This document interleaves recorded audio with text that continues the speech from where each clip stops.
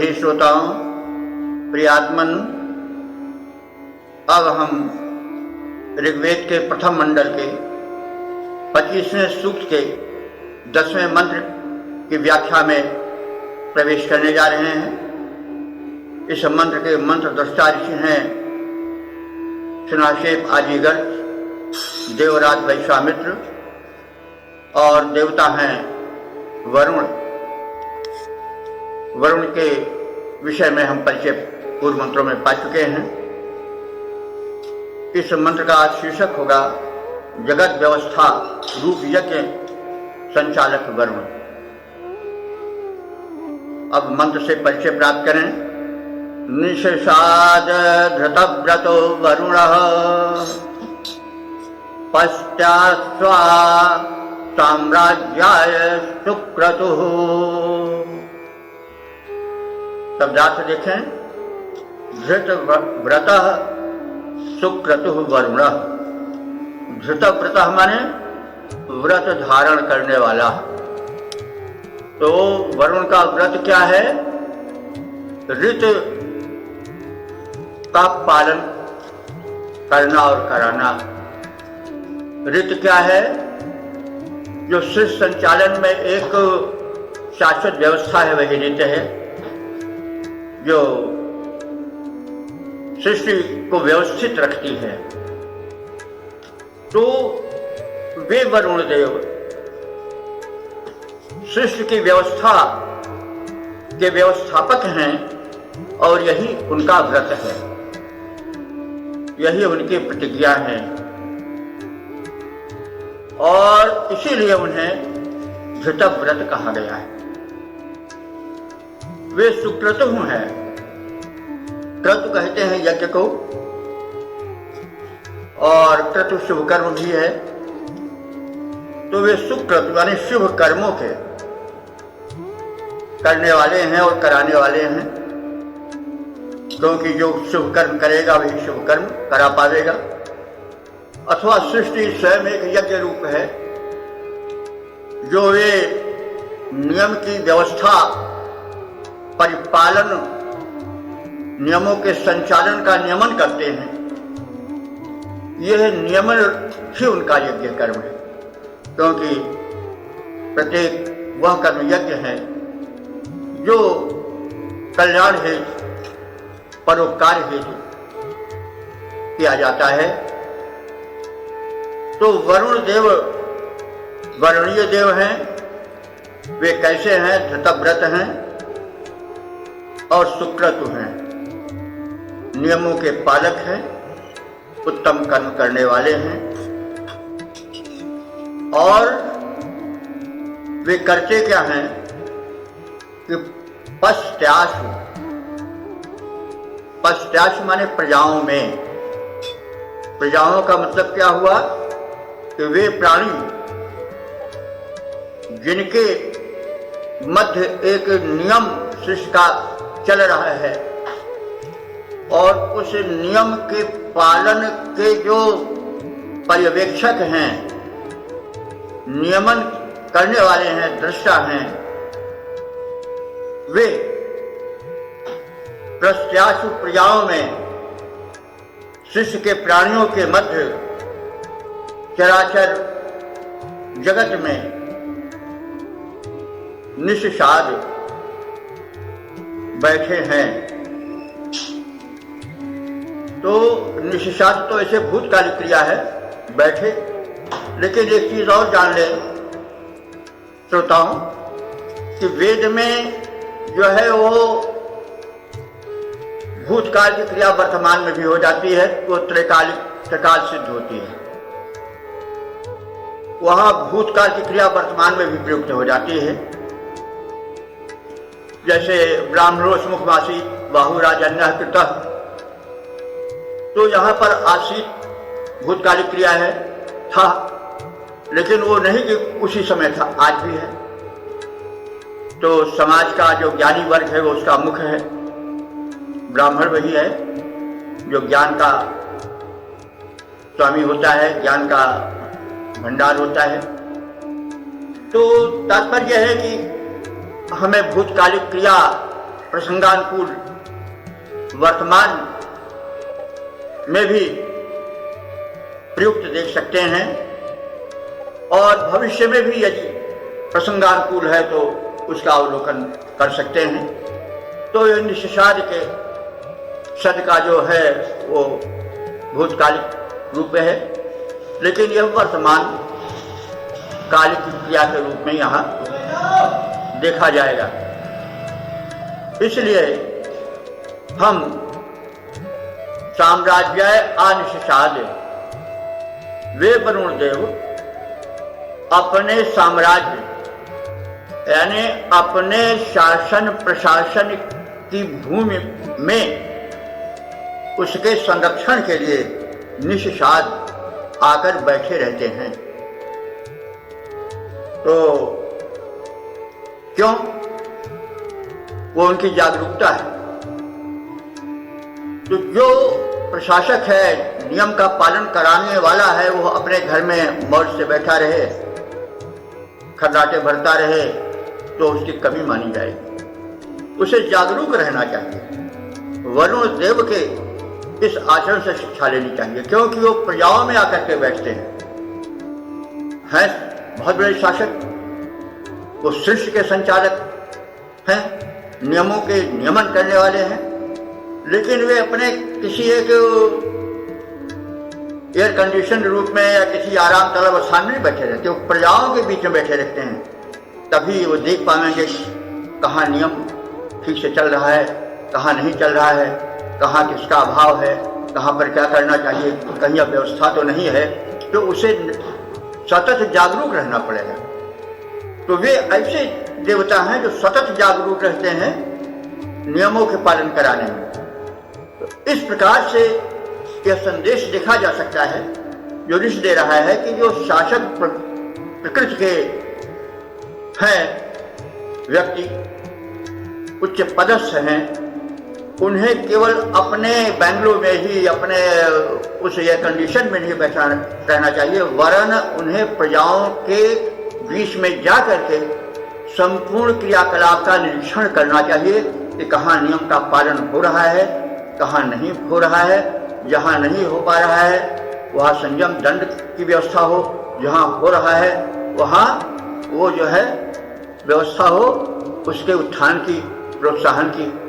तो यह संदेश सूक्ष्म है जिसे ऋषि देना चाहता है। तो अब हम इसके एक सपाट अर्थ को देख लें। प्रकृति के शाश्वत नियमों अर्थात ऋत का विधिवत परिपालन कराने वाले, शुभ कर्मों में सदैव संलग्न रहने वाले व्रतधारी वरुण प्रजाओं में प्रभुत्व स्थापन के लिए, नियमों के संतुलित संचालन के लिए, सम्यक संचालन के लिए आकर के बैठे रहते हैं, उपस्थित रहते हैं, सतत जागरूक रहते हैं। तो अब इसका हम छंदोबद्ध रूपांतरण भी देख लें। नियमों के संचालक पालक देवता वरुण व्रतधारी हैं। नियमों के संचालक पालक देवता वरुण व्रतधारी हैं। जगत व्यवस्था रूप यज्ञ करते रहते हितकारी हैं। जगत व्यवस्था रूप यज्ञ करते रहते हितकारी हैं। जिन शाश्वत नियमों पर आधारित यह विश्व व्यवस्था, जिन शाश्वत नियमों पर आधारित यह विश्व व्यवस्थित पलता है, रुकता न कहीं पर सृष्टि चक्र सर्वत्र नियंत्रित चलता है। रुकता न कहीं पर सृष्टि चक्र सर्वत्र नियंत्रित चलता है। नियमों के चाल परमेश्वर निज प्रजा वर्ग पाला करते बैठे साम्राज्य चलाते हैं। सब कुछ देखा भाला करते शुभकर्मा वरुण रूप ईश्वर की प्रजा सकल संसारी हैं। नियमों के संचालक पालक देवता वरुण व्रतधारी हैं। जगत व्यवस्था रूप यज्ञ करते रहते हितकारी हैं। ओम हरि ओम हरि ओम हरि ओम। वेद प्रेमियों, सुधी श्रोताओं, संप्रति हम सब ऋग्वेद के प्रथम मंडल के 25वें सूक्त के 11वें मंत्र की व्याख्या में प्रवेश करने जा रहे हैं। यह मंत्र गायत्री छंद में निबद्ध है। मंत्र दृष्टा ऋषि हैं आदिगर, चुनाशेप, देवराज, वैश्वामित्र। छंद गायत्री है और देवता वरुण हैं। शीर्षक है त्रिकालज्ञ वरुण।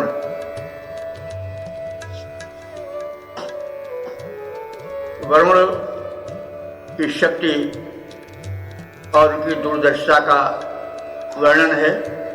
वरुण एक प्रशासक देवता हैं। प्रशासक को दूरदृष्टि और संपूर्ण विषयों का ज्ञान आवश्यक है, इसलिए उसे जो विशेषण दिए गए हैं वे बड़े सार्थक हैं, जिनका हम दर्शन करेंगे। तो सर्वप्रथम हम मंत्र का पाठ कर लें।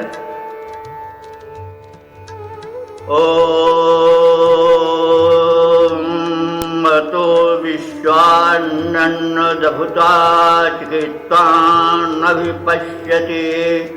कृतानि याचकर्ता। त्रिकालज्ञ वरुण। अतः इसलिए विश्वानि माने संपूर्ण, अद्भुता माने आश्चर्यजनक, विषयों का चिकित्वान माने ज्ञाता है।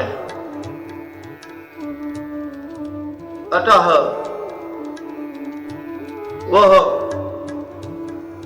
ज्ञाता ही नहीं, कर्ता माने करने वाला भी है, क्रियात्मक स्वरूप भी उसका है।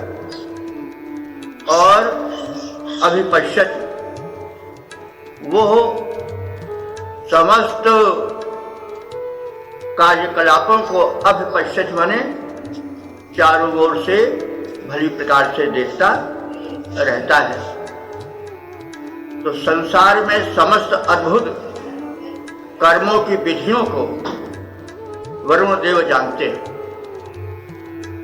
वे त्रिकालज्ञ, जो हो चुका है उसे जानते हैं, जो हो रहा है उसे जानते हैं, और जो होने वाला है उससे भी वे पूर्व परिचित हैं। इस प्रकार से वो विश्व की समग्र घटनाओं के परिज्ञाता हैं। तभी तो उनके प्रशासन में कौशल आ पाता है। तो इस प्रकार से हमने त्रिकालज्ञ वरुण का परिचय प्राप्त किया और उनके इस विशिष्ट परिचय का छंदोबद्ध रूप भी देख लेना चाहिए। ये वरुण देव सर्वज्ञ, सर्वस्रष्टा हैं, जगत विधाता हैं त्रिकालज्ञ सर्वेश्वर, हैं त्रिकालज्ञ सर्वेश्वर। अद्भुत कर्मों के वे ज्ञाता हैं। क्या हुआ भूत में और भविष्यत में है, क्या होने वाला है, परिज्ञान सबका, सब कुछ उनके द्वारा देखा भाला। क्षण क्षण के ज्ञाता वे, उनमें उनसे कुछ भी न कहीं छिप पाता है। ये वरुण देव सर्वज्ञ, सर्वस्रष्टा हैं, जगत विधाता है, सर्वद्रष्टा हैं, जगत विधाता है। ओम हरि ओम। वेद प्रेमियों, सुधी श्रोताओं, अब हम ऋग्वेद के 25वें सूक्त के जो प्रथम मंडल के अंतर्गत है उसके 12वें मंत्र की व्याख्या में प्रवेश करेंगे। यह मंत्र गायत्री छंद में निबद्ध है। इसके दृष्टा ऋषि हैं सुनाशेप और देवता है वरुण। इस मंत्र का शीर्षक है वरुण सठपथ पर लाएं और हमारी आयु बढ़ाएं। हमने पिछले मंत्र में वरुण की शक्तियों के परिचय प्राप्त कर लिया है। वरुण सर्वशक्तिमान देवता हैं, कुशल प्रबंधक हैं। अस्त उनसे प्रार्थना की जा रही है। इस प्रार्थना परक मंत्र का पहले हम पाठ कर लें। स ओम स नो विश्वाः सुक्रतुरादित्यः सुपथा करत प्राणायुंषि तारिषत। सह माने वह, सुक्रतु शोभन कर्मों को करने वाला, क्रतु यज्ञ को भी कहते हैं और कर्म यज्ञ ही का स्वरूप है। यज्ञ का विशाल रूप भी है, इसको हम बार बार कहते आ रहे हैं। यावत शुभ कर्म है सब यज्ञ हैं। तो सह सुक्रतु वह शोभन कर्म यज्ञ करने वाला आदित्य, आदित्य अदिति का पुत्र वरुण। अदिति के 12 पुत्र थे, जो आदित्य 12 आदित्य कहलाते हैं, उनमें से एक वरुण थे। तो अदिति के पुत्र होने के नाते वे आदित्य कहलाते हैं। आदित्य देव माता हैं, हम सब जानते हैं। तो शुभ कर्मी अदिति के पुत्र वह वरुण क्या करें? न हमको सुपथा करत। सुपथा माने शोभन पथ पर, सन्मार्ग पर, करत माने कर दें, ला दें। और क्या करें? न आयुष प्रतारिषत। न माने हमारी, आयुष माने अवस्थाओं को, प्रतारिषत माने बढ़ा दें। मनुष्य को 100 वर्ष जीना चाहिए, वहां तक पहुंचा दें। तो अब हम इस मंत्र के अंतर्गत जो शब्द हैं उनके वैशिष्ट्य को जान लें। एक शब्द है विश्वाहा। विश्व माने संपूर्ण, अह माने दिन।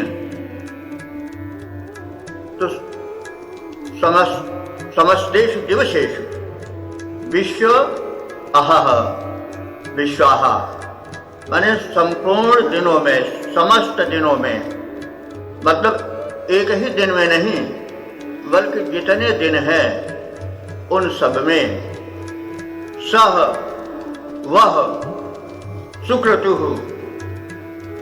शोभन कर्म करने वाला अदिति पुत्र वरुण। तो सुक्रतु क्यों कहा गया और आदित्य क्यों कहा गया, इस पर विचार कर लें। जो कराने वाला है, नियमन करने वाला है, शासक है, उसे स्वयं शुभकर्मी होना चाहिए। चोर अगर ईमानदारी की शिक्षा देगा तो प्रभाव नहीं पड़ेगा।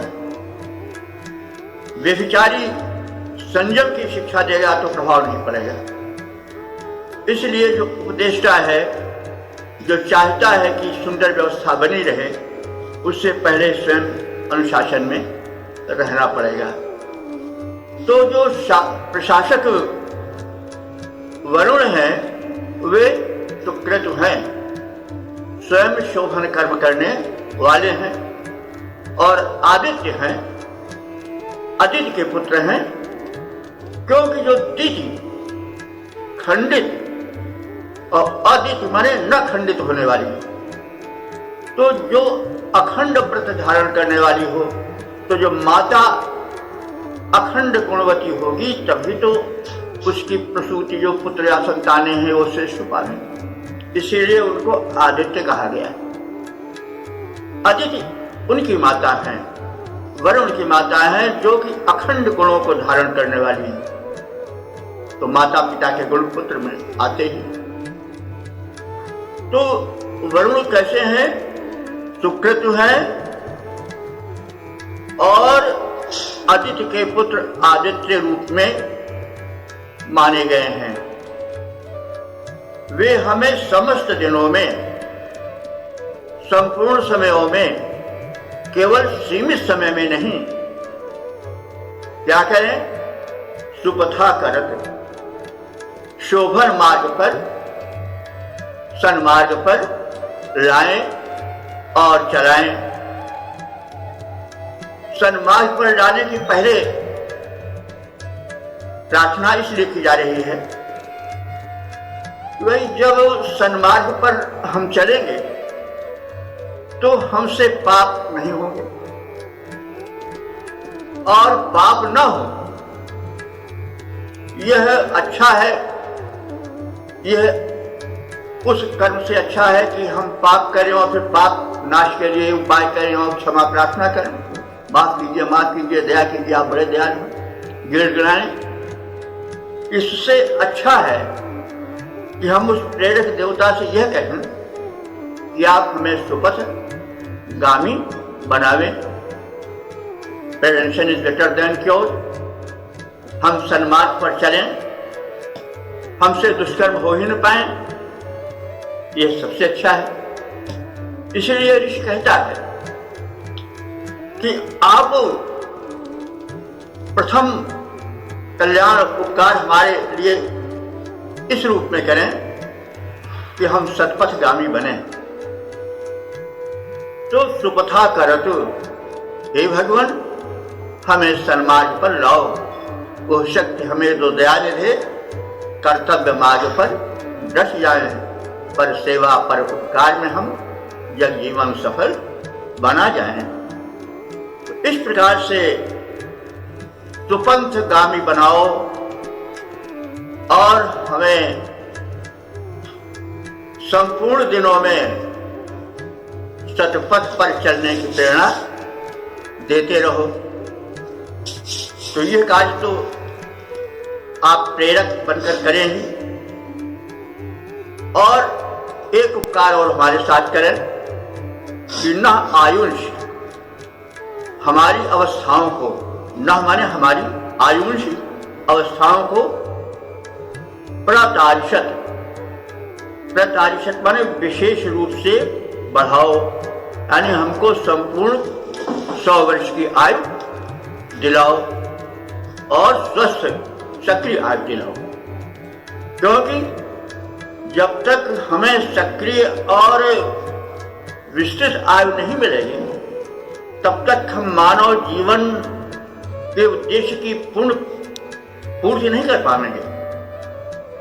हम अल्प जीवन पाकर के अपने पुरुषार्थ, अपने प्रकृति शक्तियों का प्रदर्शन आत्महित और लोकहित में नहीं कर सकते। इसलिए वरुण देव से ऋषि प्रार्थना करता है कि हम सब मनुष्यों की दीर्घायु जो 100 वर्ष या उससे अधिक वाली हो, उसे कृपया प्रदान करें। और वैदिक ऋषि सदैव दीर्घायु का कामी रहा है। यजुर्वेद के 40वें अध्याय में कहा गया है कि कुर्वन्नेवे कर्माणि ये विशेष शतम समान। हे भगवान, हम 100 साल तक जीवित रहें, किस रूप में? कर्म करने की स्थिति में। यह नहीं कि चारपाई पर पड़े पड़े संसार से अपनी सेवाएं करते रहें, स्वयं लाचार बने रहें और दूसरों को भी उनके समय छीन करके अपने ही में लगाए जाए। यह सौभाग्य नहीं, दुर्भाग्य है। भगवान पहले ऐसा आप करो कि हमको क्रियाशील सक्रिय 100 साल जीने की आयु दो, अवसर दो, ताकि हम अपने कर्तव्यों का सम्यक पालन कर सकें, लोकहित के साथ साथ आत्महित कर सकें। तो इस प्रकार से इस मंत्र में ऋषि ने प्रार्थना की है कि हम मनुष्यों को हे आदित्य के पुत्र वरुण, आप हमको संपूर्ण दिनों में, संपूर्ण समयों में प्रेरणा भरते रहो कि हम सुपथगामी बने, सतपथ सन्मार्ग पर चलते रहें और इस प्रकार से अपने कर्तव्यों को विधिवत पूरा करते हुए हम 100 वर्ष की आयु ही आपके द्वारा पाएं। ये हमारी प्रार्थना है। तो इसका हम छंदोबद्ध रूप इस प्रकार से देख लें। शुभकर्ता वरुण देवता, शुभकर्ता वरुण देवता, हमसे शुभ कर्म कराएं। वे आदित्य पुत्र प्रेरित कर तत्पथ पर हमें चलाएं। वे आदित्य पुत्र प्रेरित कर तत्पथ पर हमें चलाएं। शुभ कर्म करें जगती पर, शुभ कर्म करें जगती पर, जग जीवन सफल बनाएं, जग जीवन सफल बनाएं।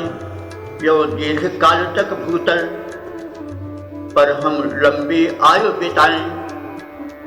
यो दीर्घ काल तक भूतल पर हम लंबी आयु बिताएं। शुभकर्ता वरुण देवता, हमसे शुभ कर्म कराएं, हमसे शुभ कर्म कराएं।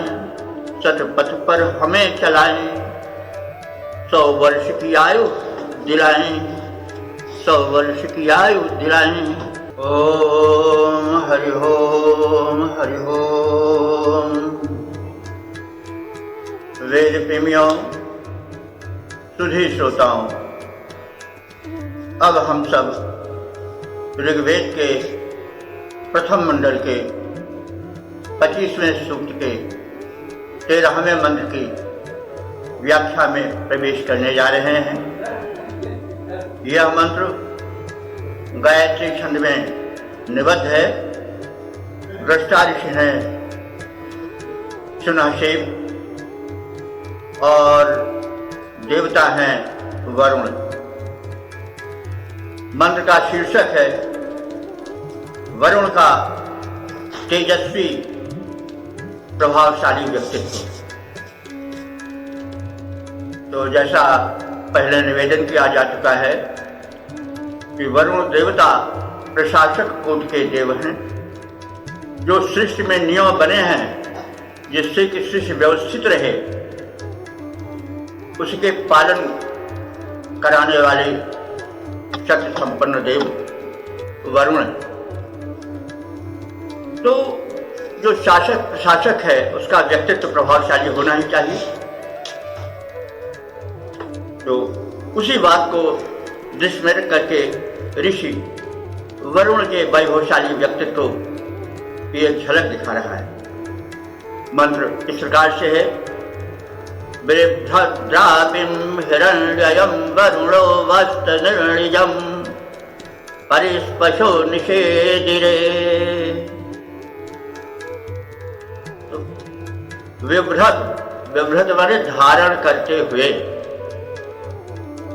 द्रापिम, द्राप कहते हैं कवच को। हिरण्ययम माने स्वर्ण निर्मित। वरुणो, वरुण देवता। वस्त्र माने धारण करते हैं, आच्छादित करते हैं। किसे? निर्णिजम, अपने शक्तिशाली व्यक्तित्व युक्त शरीर को। निर्णिजम माने शरीर को। तो वरुण देवता हिरण्ययम द्रापिन बिभ्रत, स्वर्णमयी कवच को धारण करते हुए निर्लजम अपने पुष्ट शरीर को वस्त्र माने ढके रहते हैं, आच्छादित किए रहते हैं। और परिणाम स्वरूप क्या होता? अस्पशः, उस सुनहरी कवच से अस्पशः माने निकलती रहती हैं क्या? स्वर्णिम किरणें परिनिषेधरे, परिनिषेधरे माने चारों तरफ बिखरती रहती हैं, फैलती रहती हैं। क्या फैलती रहती हैं? अस्पशः सुनहरी किरणें। इस प्रकार से हिरण्यम द्रापिम बिभ्रत वरुणः, स्वर्ण से निर्मित कवच को धारण करते हुए वरुण का जो शरीर है, जो पुष्ट है, प्रभावशाली है, जिसे निर्लजम कहा गया है, वह सुशोभित होता है। और इस व्यक्तित्व से, इस सुवर्णधारी कवच वाले शरीर से सुनहरी किरणें चारों ओर निकलती रहती हैं। तो भावार्थ एक बात फिर देख लें। सुवर्ण में कवच धारण कर वरुण अपना हृष्ट पुष्ट शरीर ढकते हैं, आच्छादित किए रहते हैं, जिससे चारों ओर सुनहरी किरणें निकलती रहती हैं।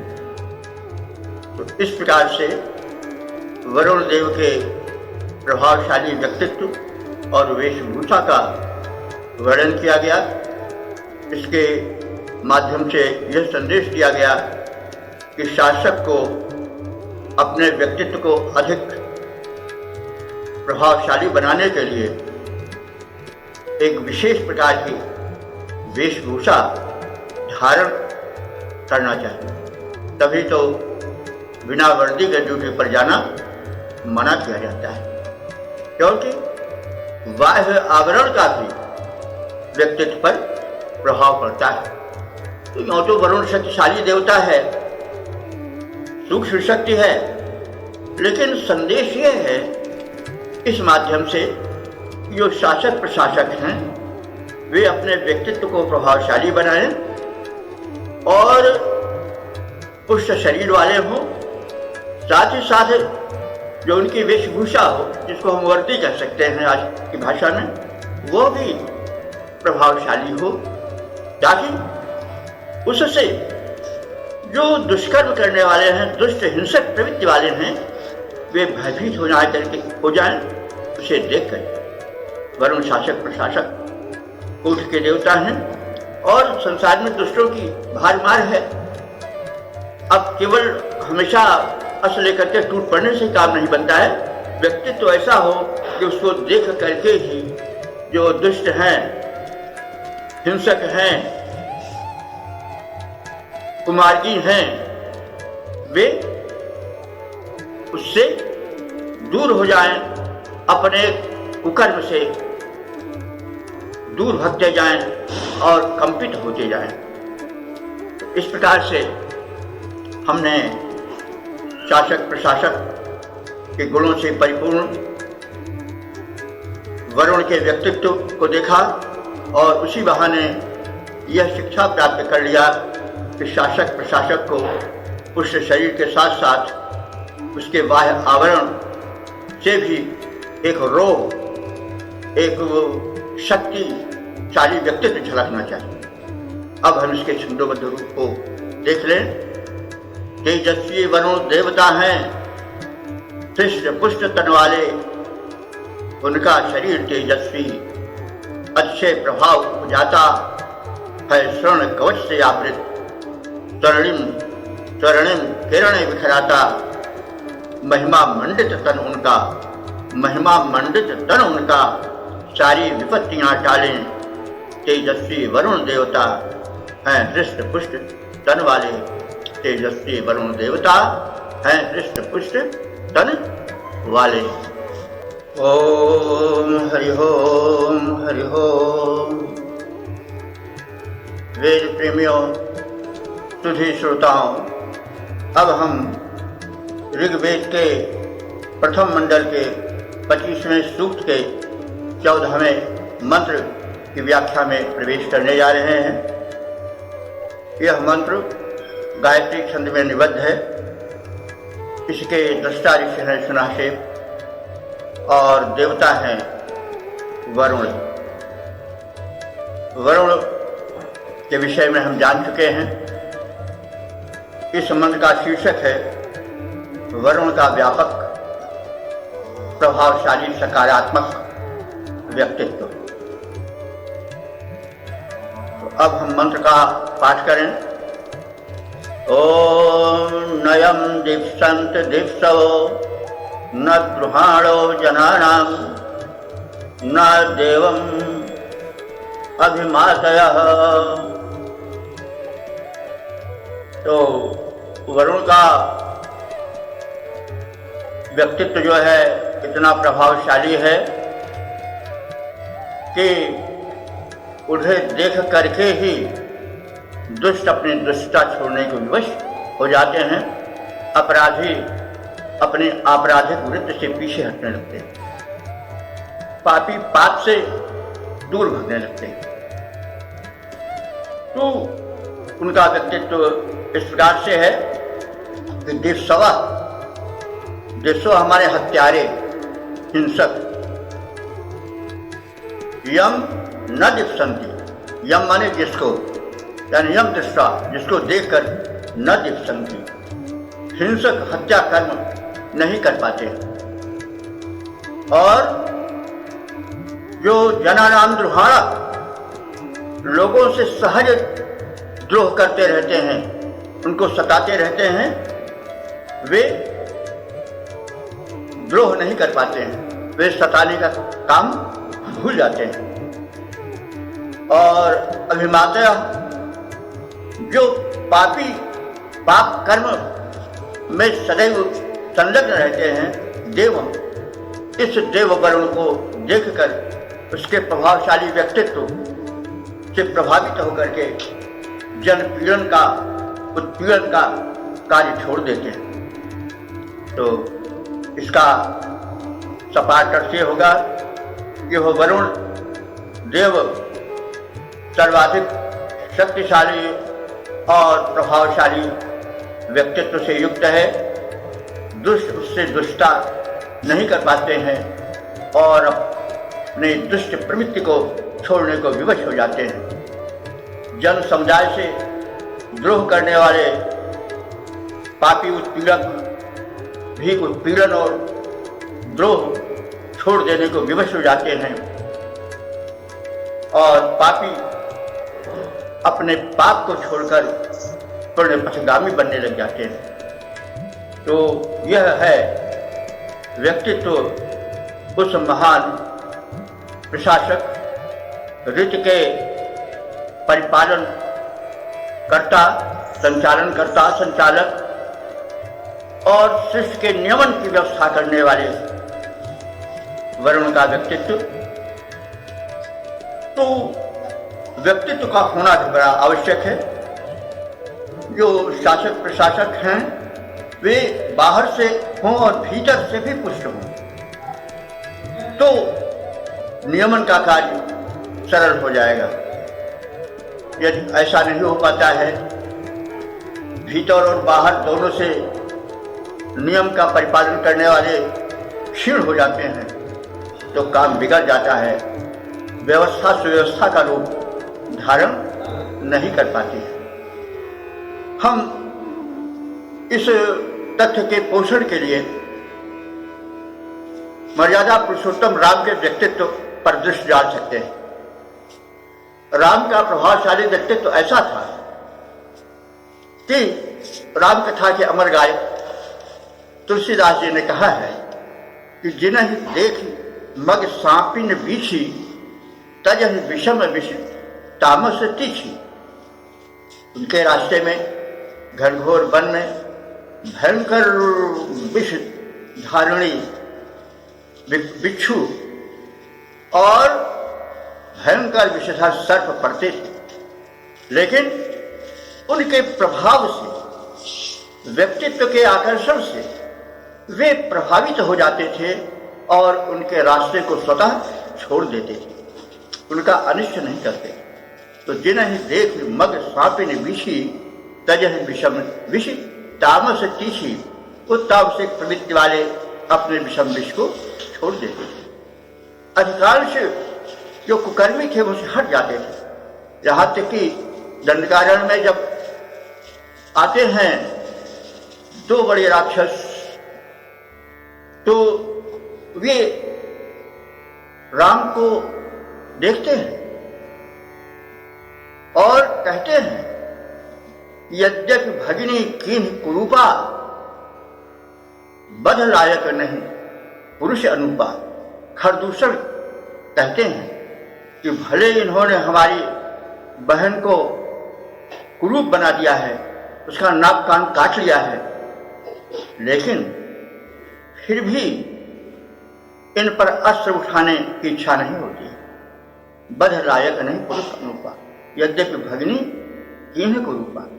ये राम के व्यक्तित्व का प्रभाव है कि बड़े भयंकर निर्दय व्यक्तित्व वाले कुपथगामी तामसी प्रवृत्ति वाले घनघोर राक्षस भी उनसे प्रभावित होकर के पहले उनके रूप पर ही दीवाने हो जाते थे और उनका मन परिवर्तन भी हो जाता था और उसके साथ साथ उनकी जो दुष्प्रवृत्तियां हैं वो शिथिल होने लगती थी। तो यह व्यक्तित्व का प्रभाव है।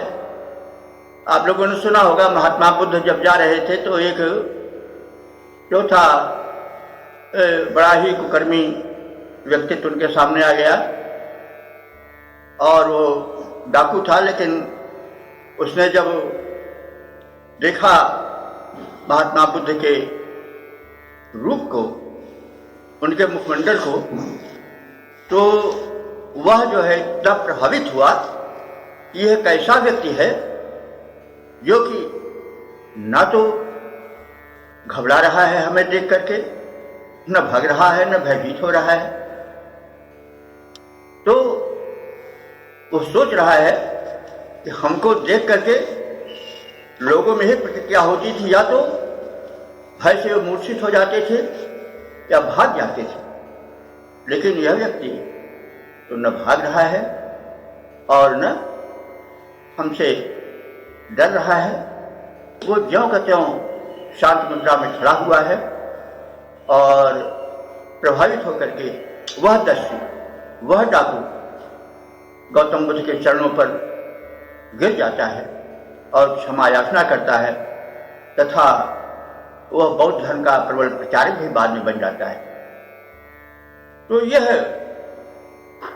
जिनका व्यक्तित्व प्रभावशाली होता है उनका प्रभाव होता है। तो जो दी जा रही है शिक्षा इसके पीछे, वो अंगुलिमाल, वो जो था 10 डाकू, उसका नाम अंगुलिमाल, वो लोगों की उंगलियां काट काट करके उसकी माला पहने रहता था। बड़ा क्रूर था, निर्दय था, लेकिन गौतम बुद्ध के व्यक्तित्व से प्रभावित होकर के वह बदल गया और अंत में वो बहुत बड़ा बौद्ध धर्म का प्रचारक भी बन गया। तो मैंने इस प्रसंग को एक प्रभावशाली व्यक्तित्व के संदर्भ में कहा है। तो हमें यहाँ पर बौद्ध धर्म अवलंबी वेद को मानते थे या नहीं मानते थे, इससे कोई खास प्रयोजन नहीं। मैं एक व्यक्तित्व के प्रभावशालिता का वर्णन कर रहा हूँ।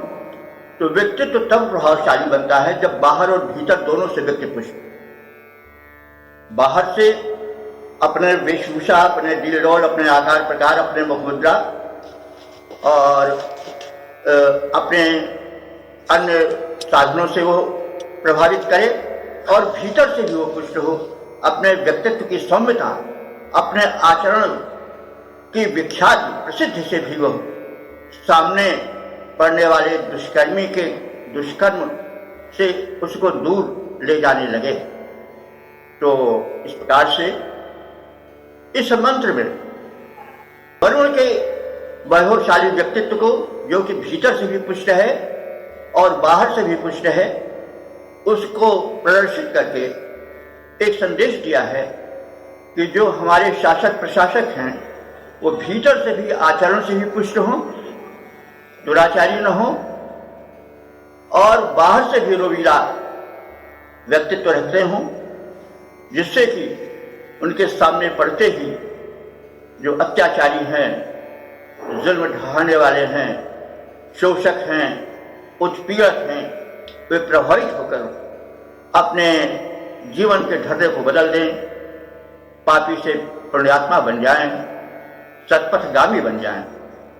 तो वरुण देव के इस व्यक्तित्व की चर्चा करके मंत्र दृष्टा ने यह संदेश दिया है कि संसार में जो बुराइयों का सामना कर रहे हैं, नियमों का पालन करवा रहे हैं, वे भीतर और बाहर दोनों से प्रभावशाली व्यक्तित्व वाले बने। तो इस व्याख्या के संक्षिप्त निरूपण के उपरांत हम इस मंत्र के छंदोबद्ध रूप को भी देख लें। उस वरुण रूप परमेश्वर से कोई बड़ा नहीं है। उस वरुण रूप परमेश्वर से कोई बड़ा नहीं है। उसके समक्ष कोई भी हो सकता खड़ा नहीं है। उसके समक्ष कोई भी हो सकता खड़ा नहीं है। दुष्टों का दुर्दम दल भी दुष्टता में कर सकता है। द्वेषी, द्रोही, दुर्गम दल सम्मुख न ठहर सकता है। पर पीड़क सम्मुख आए, उनमें न कहीं इतना दम सामना कर सके बढ़कर कोई न कहीं भी सक्षम। ब्रह्मांड मध्य उसके सम सामर्थ्य न और कहीं है। ब्रह्मांड मध्य उसके सम सामर्थ्य न और कहीं है। उस वरुण रूप परमेश्वर से कोई बड़ा नहीं है। उसके समक्ष कोई भी हो सकता खड़ा नहीं।